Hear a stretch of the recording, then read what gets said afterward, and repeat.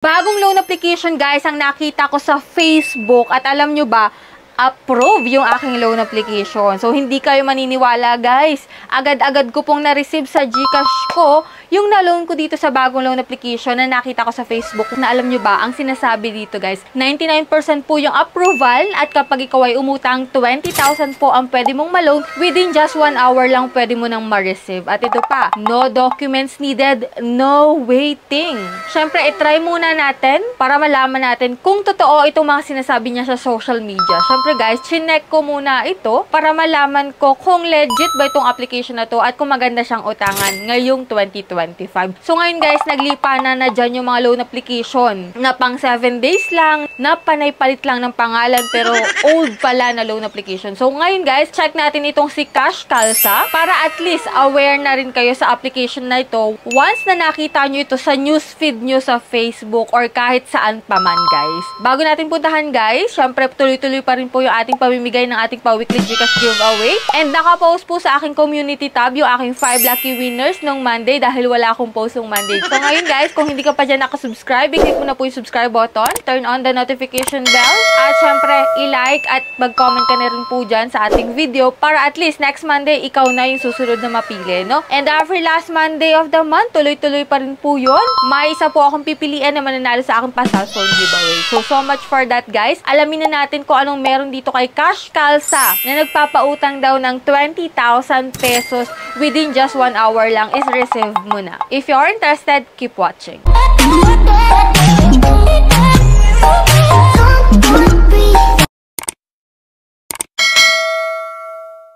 So, hello everyone! So, welcome back again to my YouTube channel. So, syempre dito guys, another vlog, another review tayo. And syempre, disclaimer, hindi tayo agent or promoter nitong application na i-review natin. Ngayon nga ay si Cash Calza. So, ito guys is nakita ko lang sa Facebook at ngayon ina-download natin siya sa App Store. Wala po siya sa Google Play Store kasi chinek ko na rin, wala talaga. So, dito guys sa App Store, ito po yung mga nakalagay sa kanya. So, under siya guys ng Calza Lending Investor Corporation. Merong 160 ratings at 4.8 stars.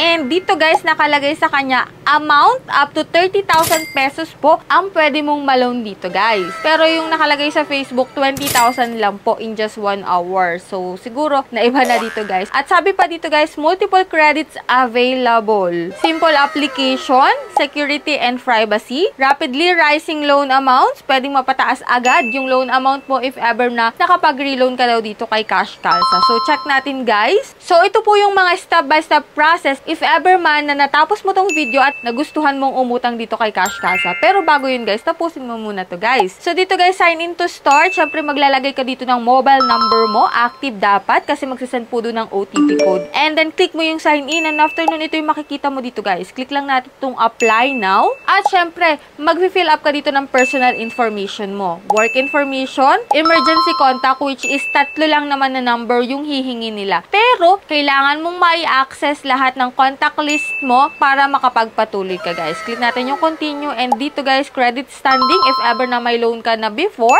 ilalagay mo dito kung kailan ka nag-overdue, kung kailan ka nag-loan. Pero ako guys, nilalagay ko po is no loan. Pwede naman guys na maglagay kayo kung talagang gusto nyong maging honest, no? And dito guys, sa ID information, ito po yung mga ID na pwede. UMID, National ID, SSS, TIN, Passport, Driving License, Postal ID, Voter ID, and Health Card or PhilHealth. And then, after mo makapaglagay ng ID, face identification, click mo lang yung start at magka-capture na yan ng self mo guys. And dito guys, sa bank information, dito mo po pwedeng ma-receive yung pwede mong ma-loan dito kay Cash Calza. It's either e-wallet, which is GCash, PayMaya, GrabPay, OmniPay, and Coins, at bank or any bank. So, apply now. And makikita mo dito guys, bumalik po tayo sa dati which is meron nga ditong pamimilian na Cash Calza 800 pesos to 27,000 pesos na merong interest na 0.80%.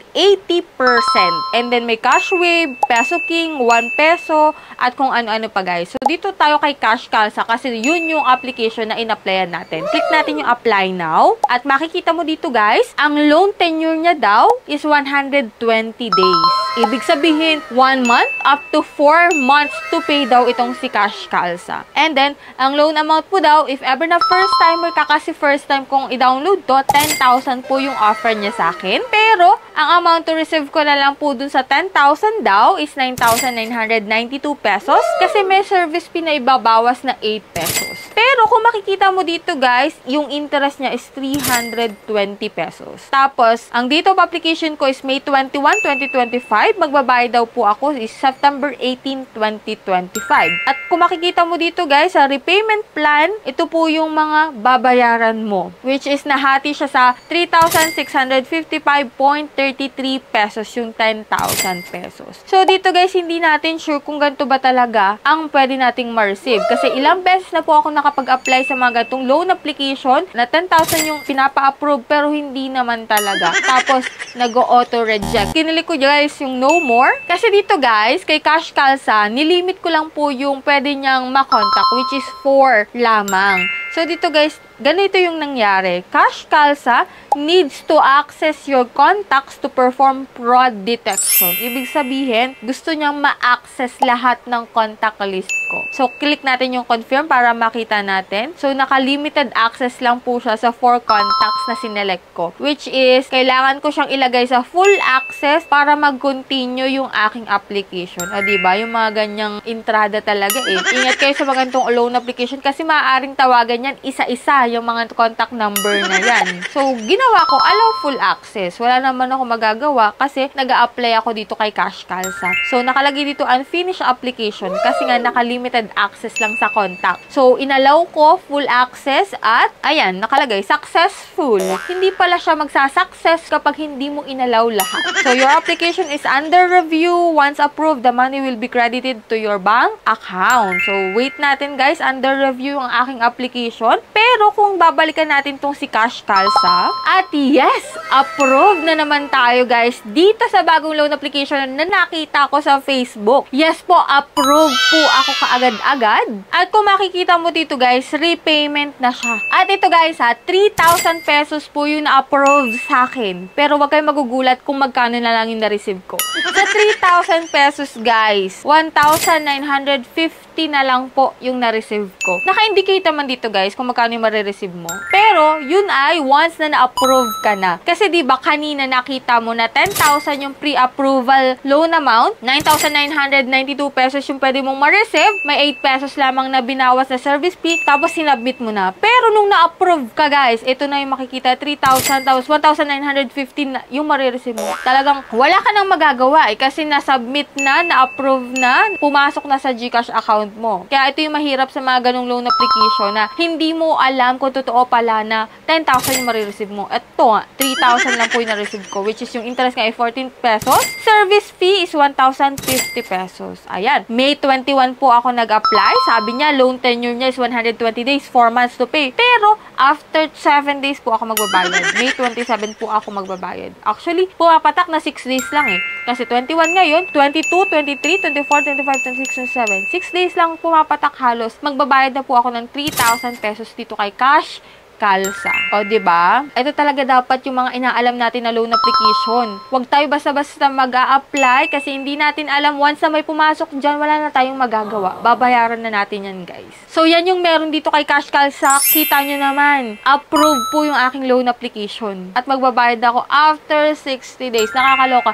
Hindi ko alam kung matutuwa ako dito, guys. Natuwa ako kasi approve ako kaagad. Yes, nagpa-approve itong bagong loan application. Pero, kita mo naman, 1,000 yung service fee. Mapapaiyak ka na lang after 6 days. Anyway, kung may question kayo about dito kay Cash Calza, pwede nyo i-comment dyan below. If ever man may katanungan pa kayo, i-comment nyo rin po para mabasa ko. And yan lang po yung vlog natin for today and hoping ako na may nakuha ko yung idea about dito kay Cash Calza. And dito makakapag-decide ka kung go kang umutang dito or i-dead mo siya. So that's it. So mga hindi pa dyan nakasubscribe sa aking YouTube channel, click the subscribe button, turn on the notification bell, and be updated sa ating mga vlogs. So bye-bye na muna for now guys. See you on my next vlog.